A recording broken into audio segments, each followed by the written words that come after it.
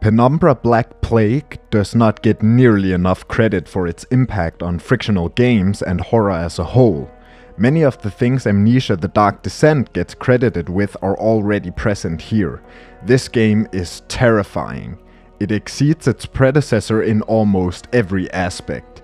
Whereas Overture felt more like a really creepy puzzle game, Black Plague fully steps into horror.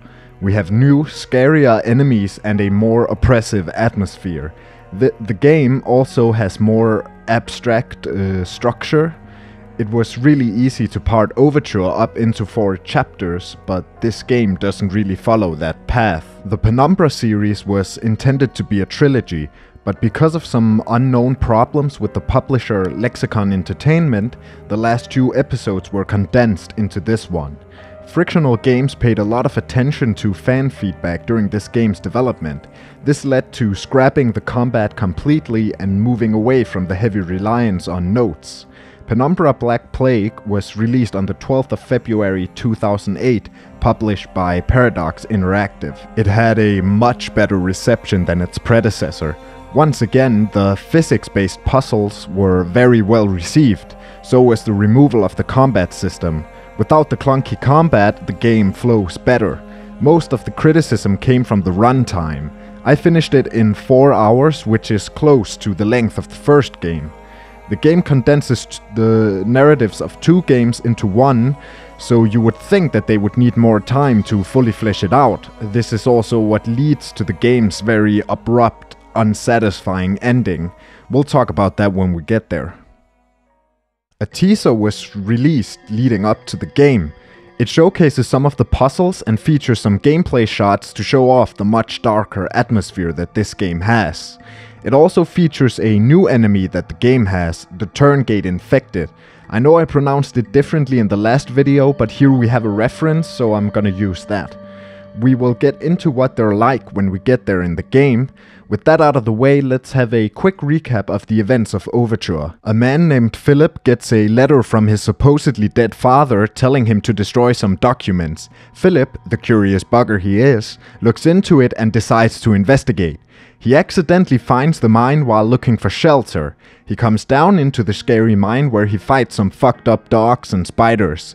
He slowly finds out more about what happened to the mine. It used to be a simple lead mine when the workers started acting strange. They thought it was caused by chemicals in the rocks. Then it was closed off so that they could perform some experiments out of the public eye. Then about a year before Philip's arrival, a virus is released into the mine. Along the way, Philip finds these artifacts, which contains pieces of his father, and it takes pieces of him as well. Philip meets a guy named Tom Redwood, but goes simply by Red. He has been stuck in the mine for decades and has clearly gone insane. He is, however, helpful and a friend of Philip. He promises to answer all Philip's questions if he can find him. Philip does so and finds out he's been tricked. Red doesn't know anything, but he wants Philip to kill him because he has a form of infection that has certain rules for him that he can't break. In the end, Philip finds the shelter where he finds his father's name. He begins to believe that he could still be alive. Philip walks along this corridor and this figure appears and knocks him unconscious. With that out of the way, let's jump into Penumbra Black Plague. When you boot up the game, you see Philip's email like last time, but this time he writes to think that such a small event can change your life in such a violent way in the end. This time you get offered a tutorial to begin with. You just learn the same things you learned last time. After that you get a short recap of Overture. You can notice a pattern in the way Philip speaks. He says, "You had to know how blank I was. I was plagued by doubts, fears, and mysteries, and aided by a madman, Red. You had to know how lonely I was." Then he finishes it off by saying, "I still fail to do what I must now ask of you." The game starts as Philip wakes up after being knocked out in the hallway. You are locked in a cell. The cell is rotten, cracked concrete and drippings from the ceiling.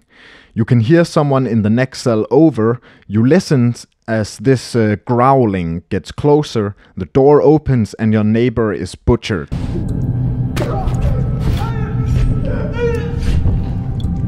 In the cell, you can find your stuff laying around. The base mechanics carry over from the previous game. You have a flashlight that you need to keep powered and a glow stick with unlimited power. But the glow stick illuminates so much that you barely use the flashlight. I think I only had to switch batteries once.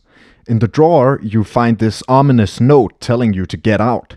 Right now, Philip's main objective is to get out of the whole facility. To get out, you have to flatten the coin from the locker with this vise and then use it to pry open this vent. In this game, we also get a paragraph from Philip during the loading screens. Here he simply wonders how long he was out. In the vent, you go past this room with some x-rays and a man on the table. If you continue past the room, you get jolted back slightly. This is important later. We get out in this room with a vending machine and a bunch of rubble. This room is unlike anything we've seen in this series so far. It looks so ordinary, like a waiting area at the doctor or an office building. It has a certain liminal space quality. In this room, there is a note from an escapee. She says that there's a safe area in the mess hall. She also gives us hope by mentioning that Howard, Philip's dad, has been working on a cure. This shows us an exit and strengthens our hope that Howard might actually be alive. After that, you have to grab a soda from the machine and follow the escapee's marked route. You get to this steam pipe, and by using the soda on the freezer's thermostat, you can stop it temporarily. You exit the vent in a corridor outside the mess hall. Here you find some red lasers rigged with explosives. You gotta jump over. On the other side, you get jump scared by banging on the mess hall door. To get in, you have to put blood from a worker into this mechanism. They clearly took security very seriously, which probably further increased Philip's curiosity. To the right of that door, if you move all this stuff out of the way, there's another door. It leads to the corridor outside the cell you were just in. I love how this hallway looks. It's so clinically cold and sterilized. It looks like a stereotypical psych ward. In the first room, you find a cassette player and some alcohol. There's also an artifact which we again use as save stations. After touching it, Philip feels drawn in and mentions that a piece of him is in there. There's a cassette in the locker.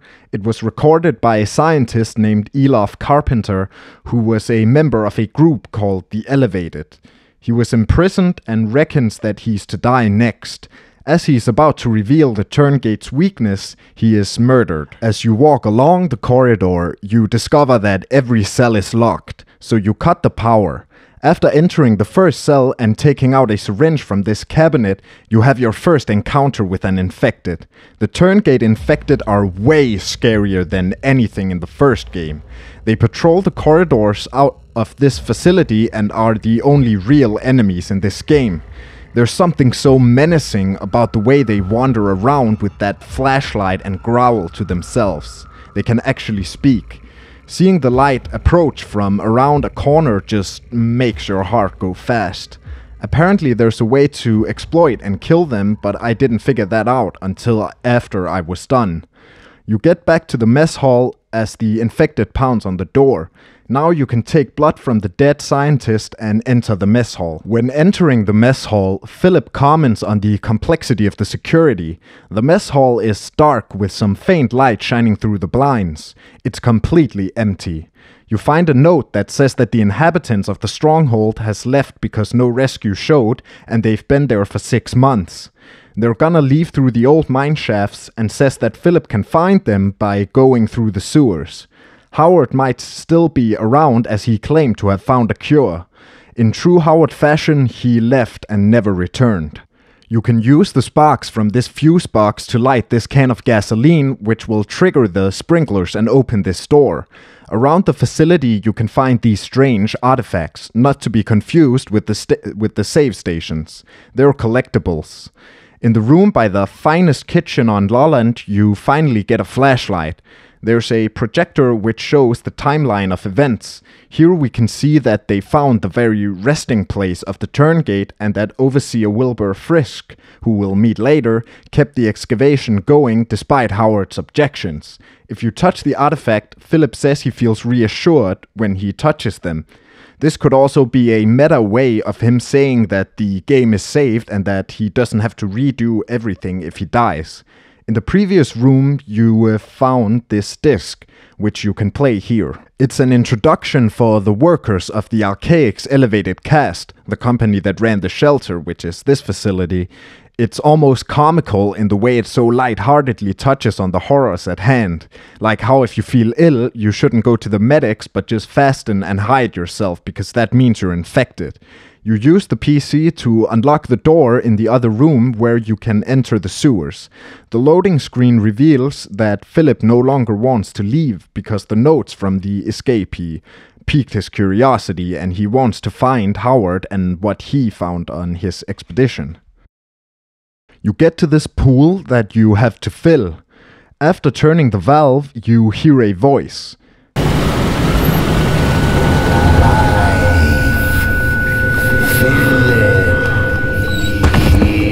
Philip faints. You wake up in the boat cabin that we started in the first game. But this time it's a little different. You find this picture of the room on the wall. You have to rearrange it so it looks like the picture. The voice comes back and says no order without chaos as you wake up in a more fucked up version of the room. You put the egg in its spot on the picture. After that, a dead dog will appear behind you and the voice will ask for a sacrifice. After putting the dog on these hands, you are transported to this hallway. The hallway has embers on the floor and hands sticking out of the wall. It almost feels like being inside a living thing. After raising the hands in the correct order, you can progress. The next area looks a lot like the previous, but when you turn off the lights, these rings appear on the floor. You have to move the right barrels to the right spots. A notable thing about this corridor is the noose behind the barbed wire. The noose catches on fire when you put the barrels in the right spots. This is clearly a reference to Red and a manifestation of Philip's guilt. After that, we progress to the next room where there's a more obvious reference to Red. Here you have to fill the lower part with blood so you can use the switch on the ceiling. The blood further strengthens this feeling of being inside a living thing. After that, you have to do this platforming section inside the abyss. After that, we get a throwback to the worm chase in the previous game. This time you don't have a hammer, so you have to stack some things and jump over the planks. While that's going on, the voice will let out 3 frustrated no's. You enter the light and wake up. After waking up, you hear a voice in your head asking who it is, why can't it hear their voices, and seems genuinely confused as to what's going on. What am I doing here? Who am I? Why can't I hear their voices? Well, thanks for the help. I'm having an existential nightmare and you can't even say a word. Now you gotta cross the pool. Philip can swim now, so you can just jump in and arrange the boxes and then jump across. On the other side, you can climb out into this bathroom. This is another comfort area. This comforting piece of music plays and the bathroom is pretty well lit. When you exit, you enter this office space. When you touch the artifact, it gets harder for Philip to pull out as if more and more of him is getting fused to wherever they lead. You can use the fuse box to turn on the computer where you get a video call from someone. This is Amabel Swanson. She was a chemist in the lower caste in Archaic. Here she introduces herself and tells you to go look for the library where Howard might be. Throughout your conversation with her, the voice in your head begins to mock her. But the most interesting part is that completely out of context, she says another symptom is déjà vu. The same phrase comes later in the conversation where she talks about signs of Turngate infection. Here it's pretty much confirmed that Philip is infected. If you remember in the vents at the beginning of the game, we walked past this room and then were suddenly teleported back a few meters. That was also a way for the game to show déjà vu. We can also safely conclude that the voice in your head is in some way linked to the Turngate. The computer also has a document which explains the symptoms in a bit more detail. As you leave, you enter the residential area. Now you get properly introduced to the voice in your head.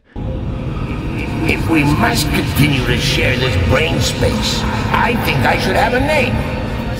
Strange. So rare an opportunity to select one's own nomenclature, and yet I find myself at a loss. Any ideas, monkey? This is Clarence. He is a part of the Turngate that manifests in Philip's mind as a result of a unique reaction from the infection. He fills Red's spot in this game, but he is more antagonistic than Red. He consistently taunts Philip by calling him monkey and talks about how inferior humans are. Here he introduces himself as a guardian angel, and he can see the contents of Philip's brain. You can immediately see the library, but you need a handprint to enter. You can look through some of the open rooms. You'll find a book on archaics history which dates them back to Leonardo da Vinci. In the armory, you can pick up a saw which will trigger an infected to enter the area. Next, you gotta sneak your way to the computer central. Here you meet Dr. Richard Eminis. He is not really well. Why ever dinosaur extinction 65 million years ago? Would she think that? He keeps rambling about random facts and claims that he recalls being born. But he offers you his hand for the palm registry. You just gotta give him the saw. After that, you can hear him saw, but after a little bit, he bursts out the door and tries to kill you. He's turned. You can stop him by locking him inside this room. During the chase, Clarence shouts to the doctor to come get Philip and where he is. Brother, come for us! He's over here! Embrace me, glorious void! Embrace me! After stopping Eminis, Clarence suggests that you drink cyanide. Here it's quite clear that he wants Philip dead. Now you gotta modify some cards and replace the broken ones in this PC. If you're stuck at a puzzle, Clarence will comment on how boring human life is and plead to get out of Philip's head. He will also taunt Philip's intelligence. After replacing the cards, you can use Eminis' computer. There are two pictures on here, one called the water cave, which we were at in the last game. The other one is of the Turngate tomb, which was back where we saw the mysterious lights. In the tomb document, the Turngate is referred to as an ancient organism. When looking through the water cave document, Clarence confirms that the saboteur mentioned is Red. After that, you use the door lock program to unlock the infirmary. In here you can take a wristband, a cryo manual and some Viscay Somnus. You can use the computer to talk to Amabel. She says that you should really stay away from the weird artifacts and that she's trapped and need your help. Clarence obviously encourages Philip to get close to the artifacts. There's a locked door at the end of the room. If you use the Viscay Somnus on yourself, you will pass out. When you come to, the door is open. In there, you have to rip this head off of its body so you can pick it up. After that, you gotta head to the storage. After jumping over this laser, Clarence reveals that he can manipulate your senses. He can cause hallucinations and focus certain things in your vision. After getting through this crushing thing, you find a note from Dr. Eminis. Here he explains that the virus can leave the upper brain alone and still control motor functions as well as sensory input. It also says that the virus can manifest its own personality in the host's psyche. This seems to be what has happened to Philip. He also states that suicide is against the rules since the virus wants to keep its host alive. Here it's confirmed that Red had the same kind of infection that Philip does. Some theorize that Clarence left Red's body and entered Philip, but Clarence has no real memories prior to waking up in Philip, and the theory has never been confirmed. After that, Clarence pleads to rejoin the Turngate Hive. He states that he shouldn't be an individual, but a part of something larger. He begins to remember Red. Clarence was at least a part of his infection, but it seems that the whole Turngate Hive was in on it. In the room behind these lasers, you can find a gas mask, which you need. You can barely see with it on. If you flick this switch, the lasers will turn off. On your way out, Clarence will play a trick by making you hallucinate spiders. Now you gotta go to the machine room. You gotta wear the mask to get in there. Here you gotta break open this door and use the PC to unlock the valve by the main door. Then you head through this sliding door where there's a body. It will fall through the grill and then we meet an old friend, the worm. You have to trick it into coming in through the wall by this exposed wire where you can electrocute it. As it dies, it spits out a hand, and now we can enter the library. Clarence continues to encourage Philip to kill himself and even outright states that he wants to see Philip suffer horribly. On the way to the library, Clarence continues to taunt Philip, and at the end he asks if he can take the steering wheel, insinuating that he can control Philip. He then says that he's actually having fun and decides that Philip shouldn't die after all. Once in the library, you find an unreadable note. Clarence says he can read it, but obviously he doesn't do that. You pull this book, which reveals a secret room. In here we find Howard, dead. Clarence immediately begins to mock Philip. You can find Howard's last words on the desk. He writes about his observations. The infected can use telepathy and seem to be more intelligent than humans. But this intelligence is removed once they are separated, which confirms the theory that there is some kind of hive mind. He makes contact with the Turngate itself and finds out the truth, which is something that he just can't deal with. You press the button and enter the cave. This is the only area that looks like the set piece of the previous game. In here you gotta climb the scaffolding, which is a little more complex than it seems. In this part I thought you had to stack these barrels to get up, and I failed repeatedly for 10 minutes. Then I finally realized that you have to jump off this ladder and use the stone pillar as a bridge. At the top you find a computer where you talk to Amabel again. She is excited that you'll soon be with her. She says she's found a form of cure that should help. Clarence obviously comments on this being cliché and states that Philip's morality is just left behind by religion. Now you go outside and you gotta go fast or you'll freeze to death. You can light these barrels throughout the area for warmth. After this bridge collapses, Clarence tries to fuck with your head by saying that the bridge collapsing might have been a hallucination. After making a flamethrower, you can unfreeze this lever and get across. When you get across, Clarence comments on how much Philip thinks about Red and then begins to make fun of him and says he's gonna remove the memory. Now you have to blow this ice away. You drag one of the barrels to the spot and make a fuse out of cloth and alcohol. You blow it up. Then you enter Shelter. This place feels a lot darker than the last. It's like you finally arrived at the heart of this facility, which I guess you have since this is Archaic's main research area. When you get to the research room, you hear Amabel. She is very happy that you're here, and unlike Red, she wasn't lying. She thinks she knows how to cure Philip, but you need a keycard. She says an infected tried to get in with one, but she doesn't know where it is now. But I already played the game, so I know that it's at the kennels. When you enter the kennels, you are greeted with an old familiar song.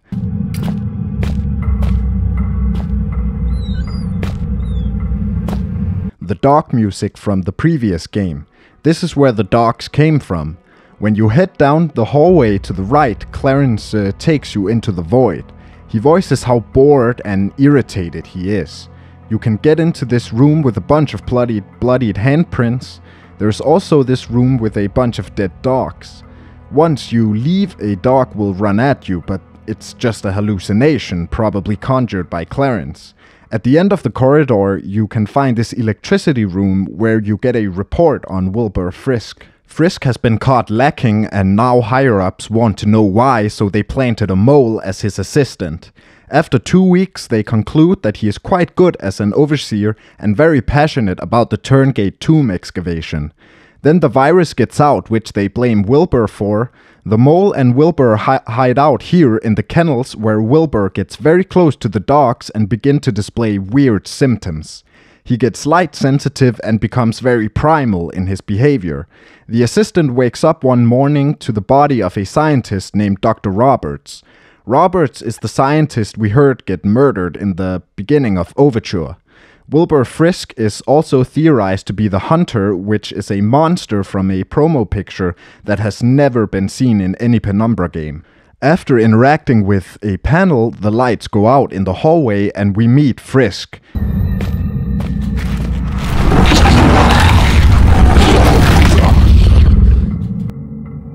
You don't see him because he only comes in the dark. To stop him here, you have to put these metal crates in front of the holes in the wall that he comes out of before touching the panel. Now, if you go down the left hallway at the start, a body will fall through the ceiling. Now you have to follow the flickering lights to avoid Wilbur. At the end of the corridor, you find what might be Dr. Roberts' corpse, where we get the keycard for the research room so we can get Amabel out. Clarence tries to get Philip to take advantage of her shortly after exiting the kennels. Now we get this part where an infected comes straight down the stairs and it's super hard to avoid. When you enter the research room, you're met with another moment of comfort. You're about to be cured and meet your new friend down here. Her office is locked though, so you enter this room with a weight in the middle. When you walk towards the door to your right, the door you entered through will slam shut and an infected will come out at the opposite end of the room. You beat the infected by raising and then dropping the weight on its head. But when you do so, you hear a woman's shriek instead of the growl from the monster. That's when you discover that Clarence made you see Amabel as an infected to get you to kill her. He plays it off by saying it's just a prank, bro, and that Philip should take a joke. This is probably the worst thing Clarence will do in this game. He's been fairly antagonistic the entire game by constantly encouraging you to kill yourself, but he's never been, straight up evil until now. What action Amabel was actually trying to perform is unknown though. Maybe she was trying to hug him, that just makes it way sadder. You take Amabel's key off her body and enter her office. On her computer, you can find the recipe for the cure she was talking about. You find 2 graphs showing mutation rate and shelter population. Guess which one dipped and which one rose recently. Then you run the diagnostics and unlock the chemical lab. Fun fact, you can play a Space Invaders game here. When you enter the lab, you're confronted with a gas leak. You can't progress until it's fixed. You destroy and replace the faulty pipe. When you get in, you have to flick a switch to open the door. One problem, there's an infected that is camping right next to it. Clarence starts to seem genuinely afraid of dying. Monkey, they're everywhere. Don't go on. Turn around. You'll get us killed. You flick the switch and hurry since the mechanism is timed. In the next room, you have to do the same thing. Flick the switch and get out in time. But instead of infected, you have to avoid these cameras that will fill the room with gas if they spot you.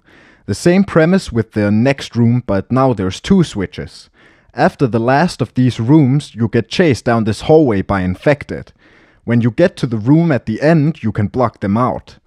You can use the PC to run a very comedic diagnostics program. Now you gotta put this container in the claw machine and retrieve the crystal. After grabbing the filth container, Clarence begins pleading with you to let him live. You trigger a self-destruct mechanism by turning this valve, and now you gotta hurry out before the countdown reaches 0. You have 2 minutes though, which is more than enough. Now you gotta head to the examination room to make the cure. But after leaving the chemical lab, Clarence says he's gonna take you with him and hijacks your motor functions. Here it's incredibly hard to move around and infected will make chase as Clarence laughs maniacally in the background.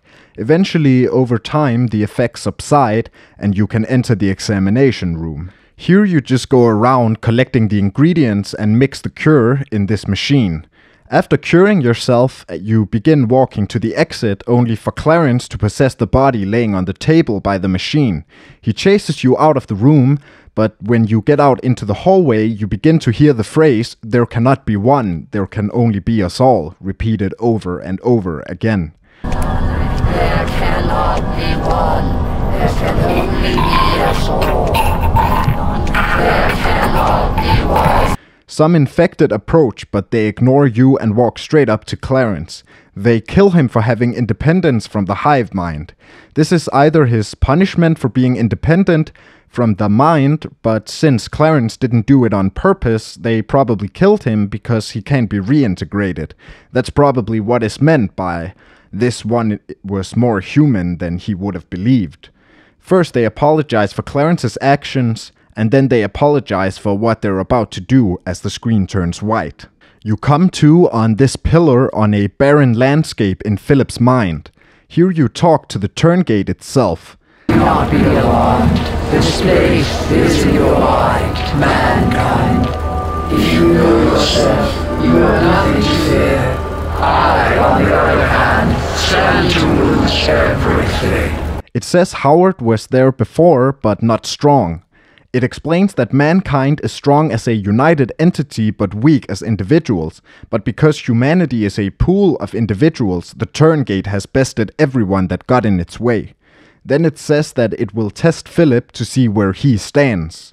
Now you have to do 3 tests. There are 2 ways to do each, a wrong and a right way. In the first test, if you break open the hatch and go through the cave below, you've solved it the wrong way. If you do that, the Turngate says that he is charitable and will let you try again. If you pass the rod to your neighbor and trust him in freeing you, you will have solved it the right way. After that, the Turngate speaks to you again and says that working together is the only way, for it is many but act as one. In the next test, you have to get through this door, but an infected is patrolling around. If you use one of the traps to kill it, you will have solved it the wrong way. The Turngate says that it already knows that mankind is vicious. If you sneak past the infected, you will have solved it the right way. The Turngate says that death is a necessary part of life, but not all deaths are necessary. It thanks you again. In the third test, you have to use this block to get through some doors. Eventually you die to a flamethrower, but you become someone else, and Philip feels that there is no distinction between him now and his old self. After that test, you will have proved yourself to the Turngate. Then it reveals what it told Howard. The Turngate came to Earth millions of years ago, and as humans arrived, it started by living peacefully alongside them. But as mankind grew, so did its anger, and the Turngate went into hiding. Then it was discovered by the Archaic. The Turngate claims that they wanted to destroy it and that it had no other choice but to defend itself. Then it says that Philip is different and asks him to destroy all traces of it so that no one can discover it again. This is where Philip writes the mail that we've seen in the beginning of each game. First he has to think for a minute, and as you move around, the walls disappear one by one. After that, he writes the email. He seemingly agrees and starts describing the events he's been through to his friend, but then he exercises his free will and says he's not gonna obey some higher power. He asks his friend to come to the mine and destroy the Turngate. Penumbra Black Plague is an underrated gem. It exceeds its predecessor in almost every way. The flow of the game just feels more smooth. The infected that patrol the halls are way scarier than anything in Overture. It also has main villains, which it was kinda lacking in Overture. Clarence was a great antagonist. I love the premise of having one of the antagonists live inside the protagonist's head. This is definitely not the first time it has been done, but it's well executed. Also that he is capable of making Philip see things and even puppeteer him. It adds a new layer of mystery by making the player ask, is this even real? This game is also where the hide-and-seek horror style begins for frictional games. Having the infected shout threats at you with that growling voice is just terrifying. Also, the liminal space quality of the environment further expands the atmosphere that is carried over from Overture. There is also something so sinister about the way Clarence speaks so lightheartedly while doing some pretty messed up stuff. The entire game just feels more evil. But I really wish that the Turngate itself was handled better. The ending is very anticlimactic and abrupt. They did have to condense 2 games into one, but there ought to have been a better way. After the ending, I just couldn't help but think, all this build up for this? I do, however, like how we have good reason to believe that the turn gate isn't being very upfront with Philip. There are no indications that the Archaic actually wanted to destroy the turn gate. It says it wishes no harm, but we fended off infected the entire game. Clarence got cut off from the hive mind, so he wouldn't have been able to communicate with the others. Also, the virus was released as soon as the tomb was opened. After Black Plague, there was no indication of a 3rd installment. They did make an April Fool's joke where they announced an action-packed and gory 3rd installment. Eventually, they did decide to release a 3rd installment called Penumbra Requiem. It was released on the 27th of August 2008 as an expansion pack for Black Plague. This game really is just a creepy puzzle game. The only horror comes from the setting and aesthetic. There are no enemies and you can only die from environmental hazards. Now the puzzles in this game are insanely hard. They trump anything in the main games. I had to use a guide multiple times throughout the game. The aim of this game, story-wise, was to tie up loose ends from the condensed 2nd installment. One of the things you notice is that you go through many environments you've already been in, but this time it's a lot more trippy and you hear people that are dead, like Red. That's because Philip gets knocked out in the beginning and the entire game takes place in his mind. That's right, it's all in the head. Penis in my mouth! Penis in my mouth! In the end of the game, you can choose to either join Red in the incinerator or leave him. This expansion pack was not nearly as well received as Black Plague. It got mainly average reviews. While playing it, you can clearly see that it was mainly a side project for Frictional Games. Not that it's low effort, clearly a lot of thought went into these near impossible puzzles, but you can tell that it wasn't their number 1 priority, because while they made Requiem, they had already begun making the 1st installment of their next IP, Amnesia: The Dark Descent. The Penumbra series is a masterclass in cosmic horror. Both games have a very creepy atmosphere, but Black Plague's was better in my opinion. The notes are a really cool way of telling the story and flesh out the lore. Notes have pretty much become a staple of Frictional Games design. Overture had a bit too much reading, but in Black Plague it's just right. Playing these games back to back, you can clearly tell how they were experimenting with a lot of different things and took some chances with Overture, because Black Plague maintains the same feeling but feels a lot smoother and not only the mechanics but the level design as well. It's also worth noting how Black Plague uses some narrative choices and environmental storytelling to get a more evil feeling in its atmosphere. Both games really didn't have that many enemies. In Overture it feels really lackluster because it's just evil spiders or evil dogs, but the infected in Black Plague are just so menacing that they hold their own as a single common enemy. Already here we can see many things that would bleed into Amnesia. The heavy inspiration from Lovecraft's work and the base mechanics. I really feel like Penumbra had a lot of potential to be as great of a series as Amnesia, but because they had to condense Black Plague, the ending really spoils it. Don't get me wrong, the way they set up the mystery of what the Turngate is fantastically done, but when you finally meet it, it's very anticlimactic. I also love that it classifies as Arctic horror.